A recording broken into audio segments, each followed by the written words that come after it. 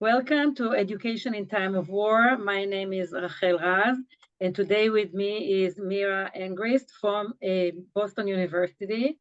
And I'm delighted to have Mira with us. Today, our focus will be about higher education, in particular also Department of Languages.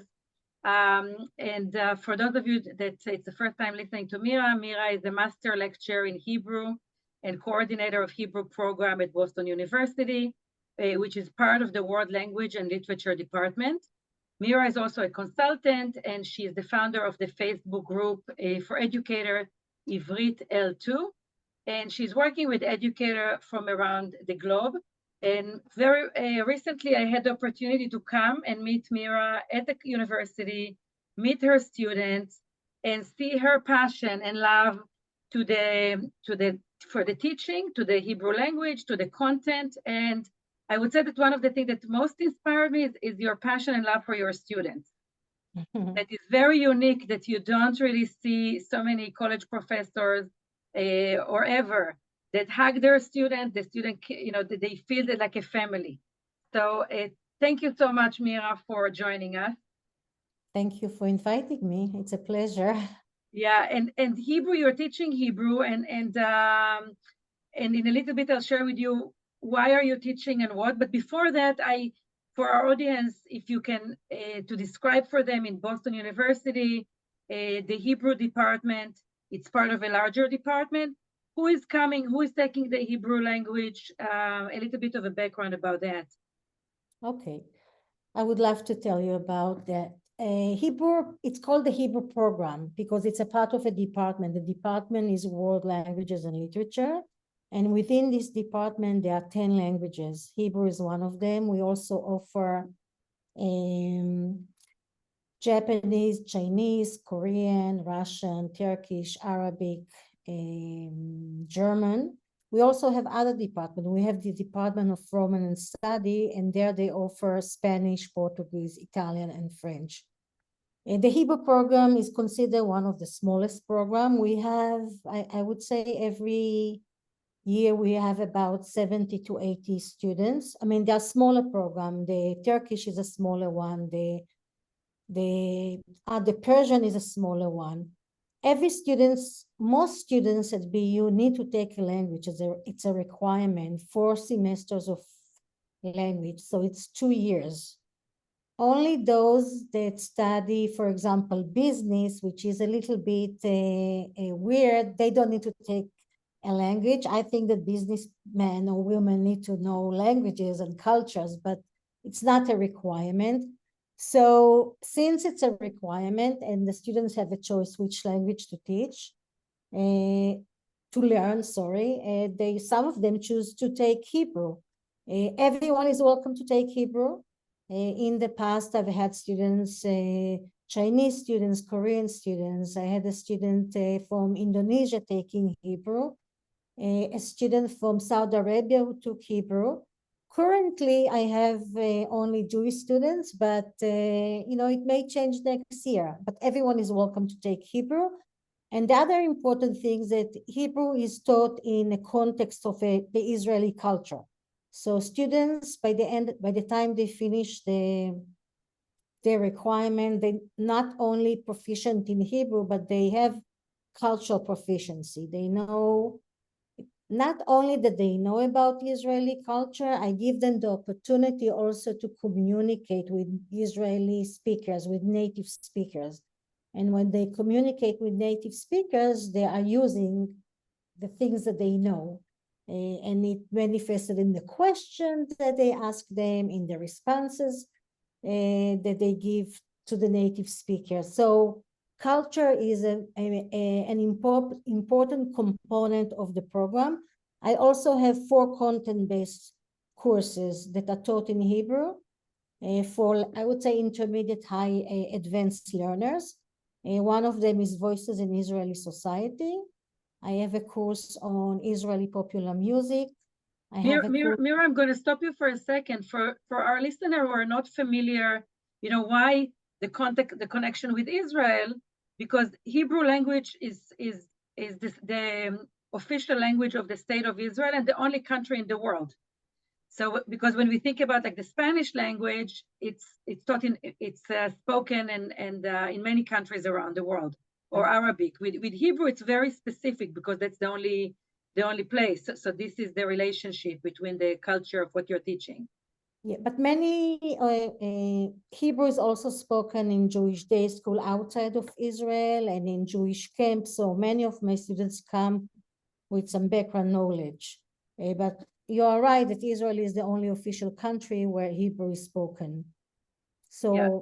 to understand Hebrew, you also need to understand the culture. And that's why it's a main component of our classes. So, you know, when we talk about breathing, for example, how do you breathe in the morning, in the afternoon, in the evening? How do you breathe in holidays? We also talk about the holidays. We talk about other things that are related to that.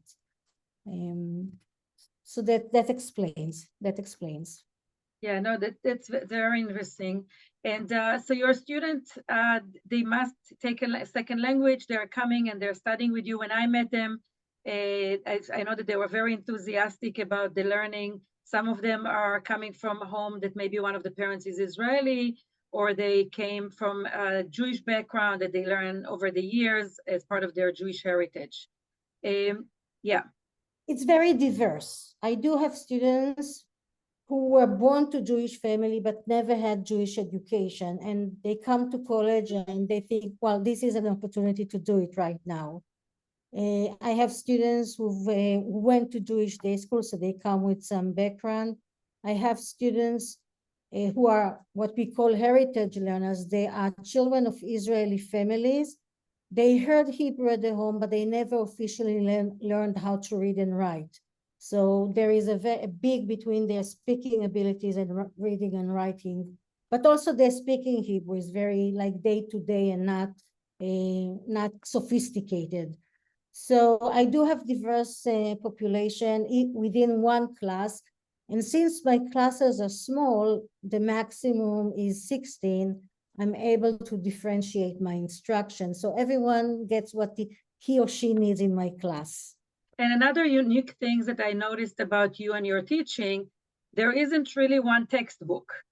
You're the one designing it based on your understanding of what they need, and you design lots of the teaching, and you can also change it when things in the world are changing, if there are different needs or different interests by the students. When I first joined the program, there was a textbook that was handed to me. This is the textbook teaching. This textbook is very old-fashioned, not very relevant anymore. The language is not relevant. The Hebrew language changes within the years. So I've decided throughout the years to develop my own curriculum. And basically what I do, I write thematic units for all proficiency levels. And the advantage is that they're all digital and I can modify and change from year to year. I always, after I end the unit, I look at the unit, I look at the students' responses, I see what was working well, what was working less well, and you know how we can change it so it's more efficient next time. Yeah. So yes, so I create the curriculum, which gives me a lot of flexibility. And you definitely changed some of it. For our listener that don't know which war we're discussing, we're referring to the war that's starting on October 7, 2023, when a group of Hamas terrorists entered Israel. And since then, this war actually expanded with Yemen and Iran recently, and Lebanon, and the entire area. It's very challenging. The state of Israel is in the middle of all of that. And you're in the department that are bringing the culture and the knowledge, and also working with students that they or their family were affected by it. Maybe you can share with us what happened in the beginning, like after October 7. Did anything change, or what happened in your own classroom? Because you were really a special place that they could, that it can come as a conversation or a safe space to the students. Definitely. We are a community, and as a community, we do things together inside the class and beyond the classroom walls.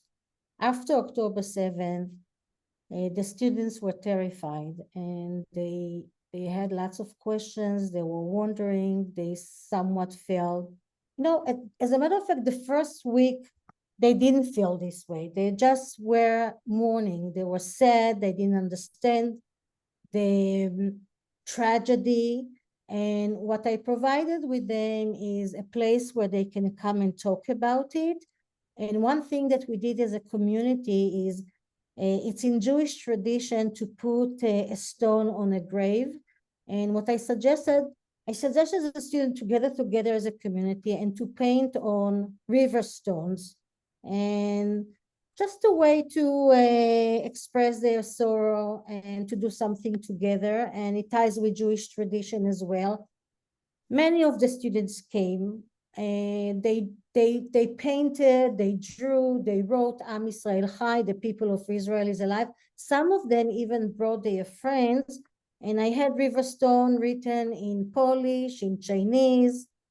So that's one thing that I did the first week, and that provided a lot of comfort. I think it started to feel a little bit more threatening for the students when Israel entered Gaza. And then they were uncomfortable on campus because also pro-Palestinians groups started to voice their opinion.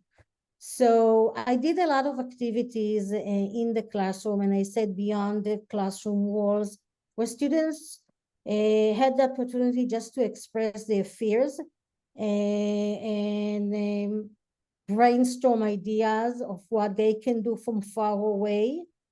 And I could show some examples. I have a PowerPoint. Can I show now? Absolutely, absolutely. I know that also you shared the little stone that there's a picture of that also.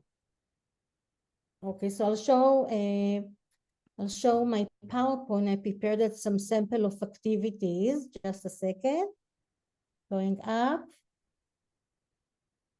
Okay, so this is a picture of where we gathered together in the faculty room.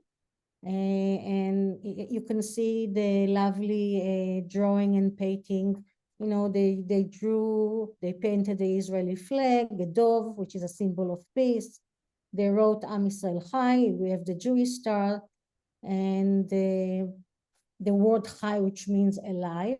So that was one activity that we did right after October 7th. Here, many people were asking me if I am okay, if my family is okay. And my response, I'm talking about my colleagues, and my response is, no, nothing is okay right now. My family is safe, but nothing is okay.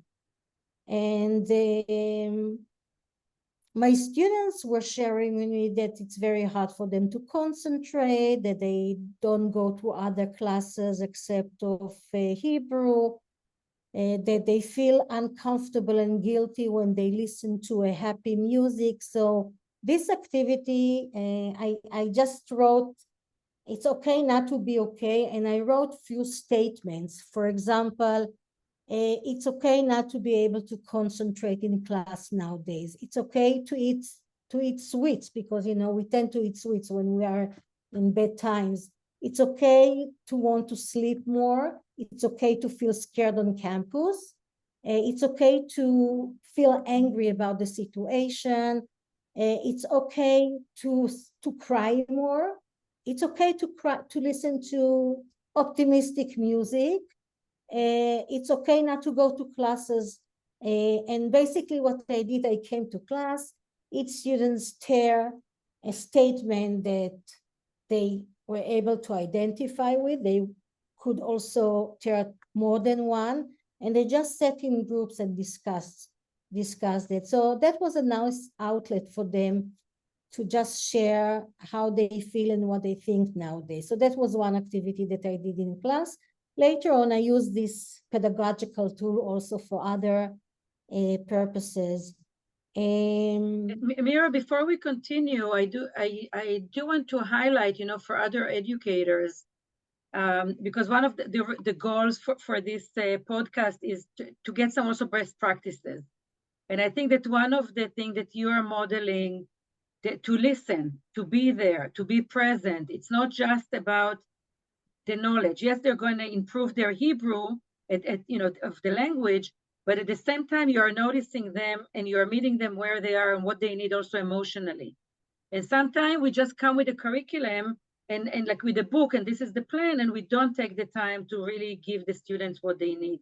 So the fact that you are there, you are listening, you are present, it's very, very important. And also for other teachers that are teaching other languages, we have the war between the Ukraine and Russia. So I'm sure that the Russian department, it probably had something similar, or maybe not, but maybe they can learn from it. And hopefully other places, department that teach other languages can introduce some of these activities to their students and be there for them. Yeah, we do have a brown bag lunch where we meet, all the language teachers meet and we share ideas, pedagogical tools. So this is one tool that I shared with my colleague. Some of them started to utilize it and they said that it was very effective.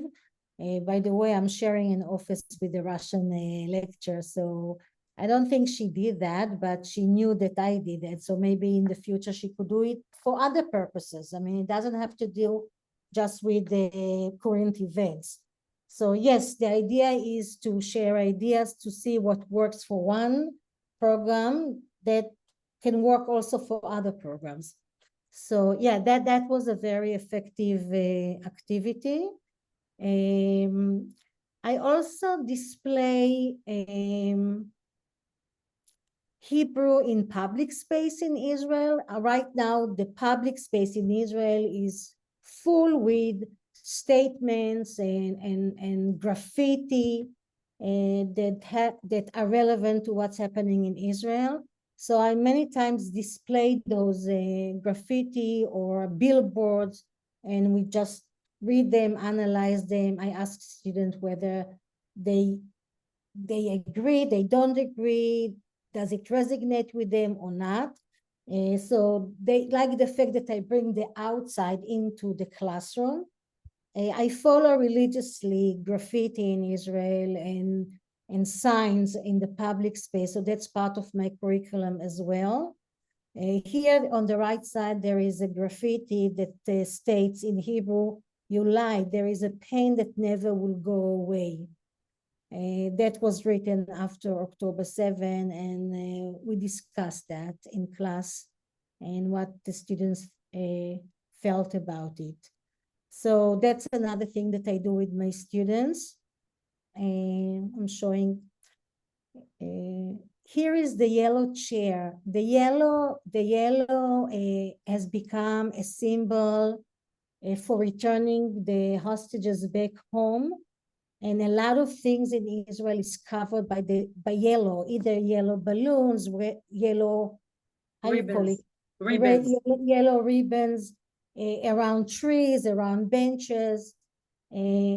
Lately, this week, I asked them if they know what does the yellow color mean in general.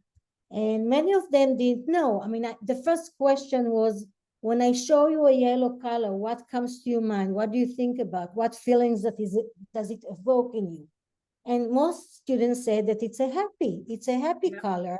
It's a sun, it's a light.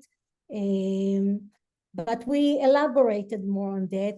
At first, they thought that they choose the yellow ribbon because of the Jewish star, which is a yellow. But as a matter of fact, that was not the reason. The yellow color is rooted in folklore American culture, so they learned something new about that. So here what we see is pictures of families with empty chair. Only a few days ago we celebrated Passover. Passover is a holiday where you celebrate going from slavery to freedom. Obviously, right now we have a lot of people that are not free. And during the Seder, there is a tradition to put an empty chair for Eliyahu the prophet. And it's not by accident that the yellow chair was selected also as a symbol, because it's a symbol of waiting for someone. The chair is a symbol of waiting, and the yellow color has become an international sign, an international metaphor for hoping for hostages, soldiers to come back home. And as we speak today on April 25th, we know over 133 hostages that are still in captivity by the hand of Hamas. And we hope and pray for their release. Exactly. So what do you have next for us, Mira? What in So this is, as a matter of fact, I try to bring as much as possible guest lecture to my class, either physically or through Zoom. And we call it, in our profession jargon, we call it community-based learning. We bring the community into the classroom. This is Sharon Kenan. He is an editor of a very famous radio station in Israel, Boker Tov Israel, Good Morning Israel. And since I'm teaching a class on media in Israeli society, I invited him to come and speak to my students about the program, but also how the new events, October 7, affected the programs on his radio station. So it was very interesting. The students were very interested. They asked good questions. What I always do before I invite guest lecturers is I have them read about them, so they got some information to read about Sharon and his bibliography, but also they heard some of his radio station programs, so they came really prepared, and he was very impressed by that. So that was another event that we did in class.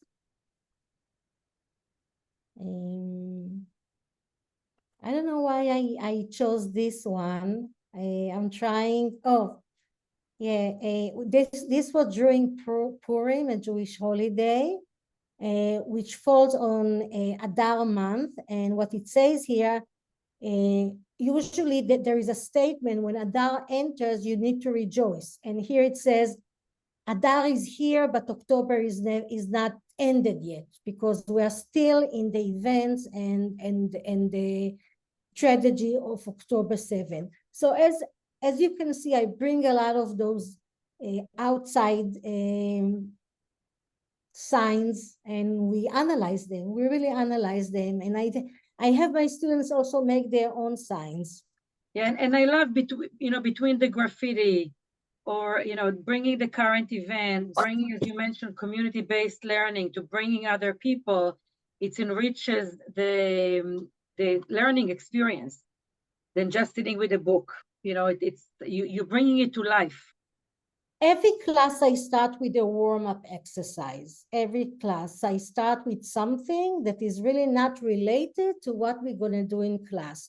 The warm-up exercise is basically, since they come from other classes and they have not spoken Hebrew or thought in Hebrew before they come to my class, I have to do a 5-7 minutes activity, an interactive activity, to bring them to think in Hebrew. Also, it's a fun activity for the most part. So you start the lesson with a fun activity. And for me, it's a tool to assess where they are in terms of their abilities to communicate with the language. So this is an example of talking cards, where they, I printed it, I brought it to class, and they worked in pairs. Each one took a card and had to respond or continue a sentence. So a warm-up exercise is like, when you want to do a physical activity, you don't start running, you do a warm-up exercise. If you do a warm-up exercise, the activity, the whole lesson is going to be much more effective.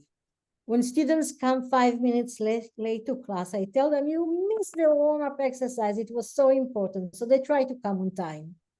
So this is an example of talking cards that I use. In my media class, every Friday, a student takes a turn of being a reporter, and I tell them that they can report on any subject that was relevant that week. It doesn't have to be only news from Israel. It doesn't have to be only news from the Jewish world. It can be anything, as long as they read a Hebrew source and they do a presentation in Hebrew and they present orally in Hebrew. So this is an example of a student who decided to do a presentation, a 10 minutes presentation, to share with the class the new graffiti that came up after October 7th, okay? She didn't want to talk about the war itself. She said that there is enough sorrow and bad things. She wanted to take something more artistic. So they also have a choice of what they want to bring. So this is an example of graffiti during war in Israel. This is something that you would be interested. It's a student of mine, Rachel, that was sharing at the week that she presented. There was a convention in Israel about how to deal with trauma with young children. So she shared. It was held at Tel Aviv University, and the discussion, professionals from different fields came and talked about how to deal with trauma with small children. No, it's fascinating, that you, again, about like best practices, that they go and they do the research, they're learning, they're exploring, they're teaching each other. So it's really not just about the language. They get so many other skills. And I know, Mira, as I mentioned earlier, I see your passion. You're creating these cards from scratch. You're using AI. You're using other things to do those things. Maybe you can tell us a little bit. You're definitely passionate and coming with all of this love. What brought you to this profession? What was a little bit of your journey to come to do that? It sounds like a mission. What you're doing, it's really a mission with the students.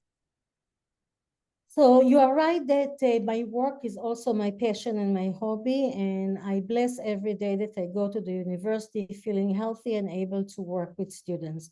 It's not about teaching Hebrew and culture, it's about connecting with students and providing them a safe place, a place where they would like later on to continue their journey. I emphasize not only knowledge, but also learning skills. And one of the things that I do and encourage is autonomous learning, and that's why students need to go and do research and present what their findings. Right now, I just gave them an assignment of doing a digital storytelling. And I'm by myself kind of an artist. I'm creative, so I bring it into my teaching. I know a lot about AI, artificial intelligence, and I also teach my students how to use it effectively, where the emphasis is the process and not the results. Now, how did I become a Hebrew teacher? As a matter of fact, my bachelor degree is in social work. I studied social work at Hebrew University, and at the same time, I did the Hebrew University have a program for foreign students who come and they learn Hebrew and culture, and they always are looking for teachers to teach those students. So I applied for this position. I went through a training. So basically, as I was doing my social work degree, I also got some training in teaching Hebrew as a second or additional language. After I graduated and I came to the United States, I did my master in social work, but I continued to work as a Hebrew teacher. And I worked in psychiatric wards, in mental health institution, and it was a time where I decided that I don't want to do that anymore, and I really want to focus on teaching Hebrew as a second language. So I went and got additional training. I learned really with the best one, and that's what I do now full time.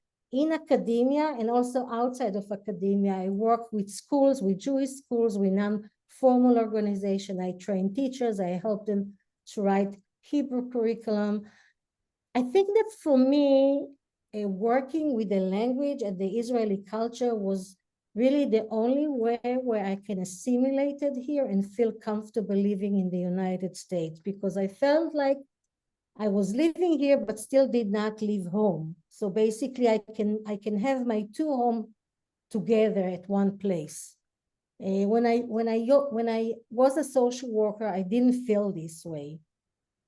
So I think that that was probably the main reason why I made this transition to be only a Hebrew instructor and a Israeli culture instructor.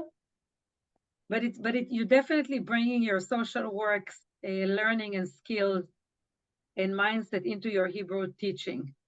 Because I am a social worker I am a social worker. I know how to work with group. I understand group dynamics. It's not surprisingly that students come to my office and share with me sometimes what they're going through. I do know how to listen. I don't give them advices because there is a counselor. There are mental health counselors on campus, but I know where to refer them to. And yeah, they feel comfortable with me sharing with me. And you know, I've had really tough students with tough situations where they really needed to talk to someone, and they approached me first before they went and saw someone else. And they're very lucky to have you. You know, to have somebody that create this space for them, and it's really not just about the culture, language, and it's beyond. It's about being a person. And when I think about education, this is the more holistic approach. It's not just about the content, but the relationship and connection. Yeah. Heschel said, it's not about the textbook. The teacher is the best textbook that students can ask for, right? Yeah.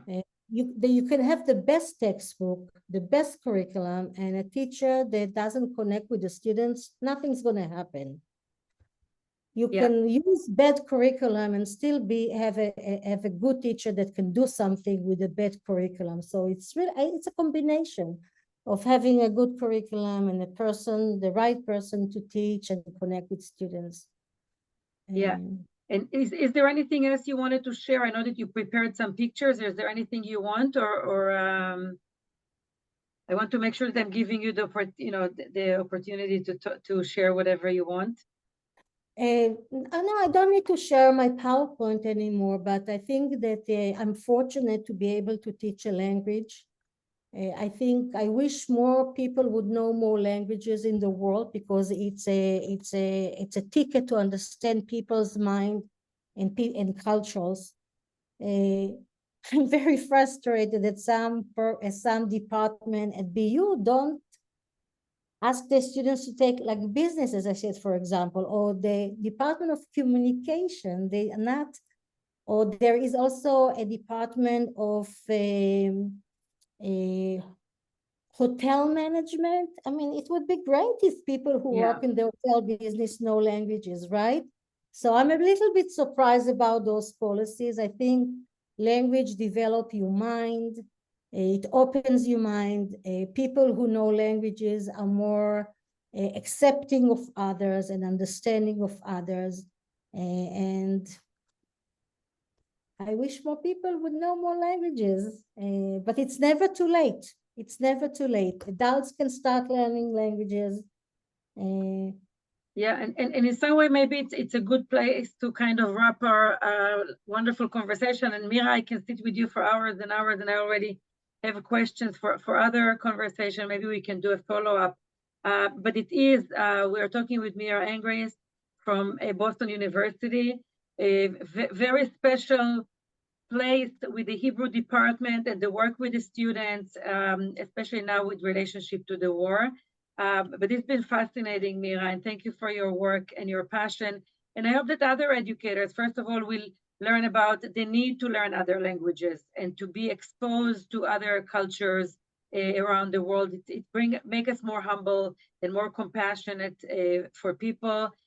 For every educator, I highly recommend to learn a little bit about social work and how to connect with our students besides just our topic of learning, and for all your creativity. So thank you so much, Mira.